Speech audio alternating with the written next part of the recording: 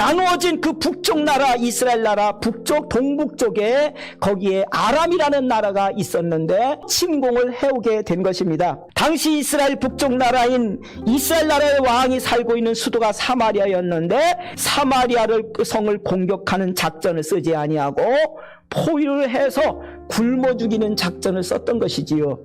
시간이 점점 지남에 따라서 사마리아 성 안에는 먹을 것들이 점점점 줄어들게 되었고 급기야는 상상도 못할 일이 또 벌어지게 된 겁니다. 자기 어린 자식을 잡아먹는 일까지 벌어졌습니다.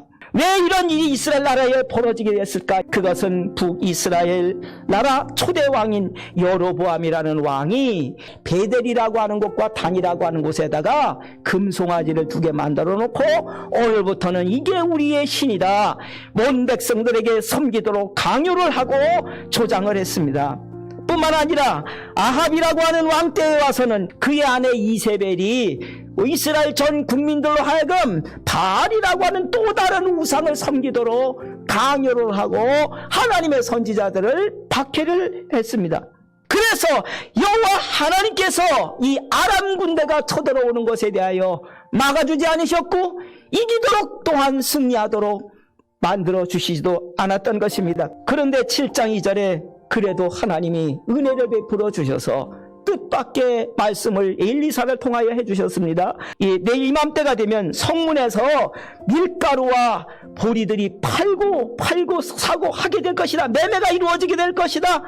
그래서 엘리사 선지자가 전해준 이 하나님 말씀을 듣고 있던 한 장관이 하나님께서 하늘에다가 창을 내신들 어찌 이런 일이 있을 수가 있을까? 그런 일은 일어날 수가 없다고 단언해서 말했습니다. 그러자 엘리사 선지자가 말했습니다. 네가 내일 아침에 보리와 가루들이 매매가 되는 것을 네 눈으로 보게 될 것이다. 그러나 너는 그것은 보기만 하고 먹지는 못하게 되리라 라고 엘리사 선지자가 그 장관에게 말했습니다. 그러나 하나님의 말씀을 받아들이지 않은 이 장관은 어떻게 되었을까요? 그날 밤이었습니다. 그 사마리아 성 안에는 4명의 나환자가 있었던 것입니다. 굶어 죽는 건 마찬가지니까 포위하고 있는 아람 군대를 찾아가서 동냥을 해보자. 그래서 이 4명의 나환자들이 밤중에 사마리아 성을 포위하고 있는 아람 군대가 있는 곳을 찾아갔던 것입니다. 그런데 웬일인지 아람 군대 진영이 조용합니다. 하나님께서 그래도 은혜를 베풀어 주셔서 그날 밤에 하나님이 환청이 들리게 아람 군대를 그렇게 만드셨던 것입니다. 그래서 이들은 걸음한 날 살려라고 무기를 버리고 아람 군대가 도망간 것이었습니다. 이 성 안에 있는 모든 사람들에게 아람 군대 진영에 모두 그들이 다 도망갔고 먹을 것들이 거기 산더미처럼 있다는 소식을 사마리아 성 안에 있는 사람들에게 알려주게 됐습니다.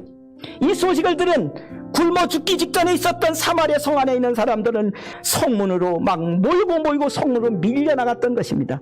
그때 어제 하나님의 말씀을 믿지 않았던 장관이 성문에 있다가 사람들에게 밀려서 압살을 당하고 말았습니다. 열왕기서의 하나님의 말씀을 보면 우상 숭배의 결과는 그렇게 좋지 않다는 것 분명히 말씀해 주셨습니다. 하나님은 이사야, 예레미야, 에스겔 수많은 선지자를 통하여 분명하게 말씀하셨습니다. 우상 숭배하면 반드시 멸망한다고. 지금 이 땅은 동성연애, 동성결혼을 부추기는 교과서가 이미 만들어졌습니다. 국회에서는 이미 법을 만드는 마지막 본의 통과만 남겨놓고 있습니다. 거기에 더하여 우상 숭배 세상을 만드는 분위기로 이 세상은 지금 치닫고 있는 중에 있습니다.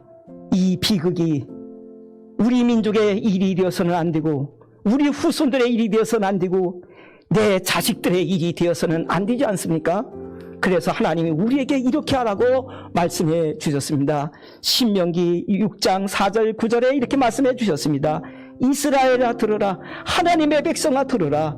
우리 하나님 여호와는 오직 유일한 여호와이시니 너는 마음을 다하고 뜻을 다하고 힘을 다하여 내 하나님 여호와를 사랑하라. 오늘 내가 내게 명령하는 여호와 하나님을 사랑하라는 이 말씀을 너는 마음에 새기고 여호와 하나님을 사랑하라고 하는 이 말씀을 네 자녀에게 부지런히 가르치고 집에 앉았을 때도 가르치고 길을 갈 때도 가르치고 누워있을 때도 가르치고 일어날 때도 가르치고 이 말씀을 강론할 것이며 가르칠 것이며 네 자식에게 가르칠 것이며 너는 또한 그것을 네 손목에 매어 기호 삼고 네 간에 이마에 붙여 표를 삼고 네 집 문설주에도 붙이고 바깥문에도 붙이고 살아라. 왜냐하면 이거는 우리의 생명과 같은 일이기 때문에 그렇습니다.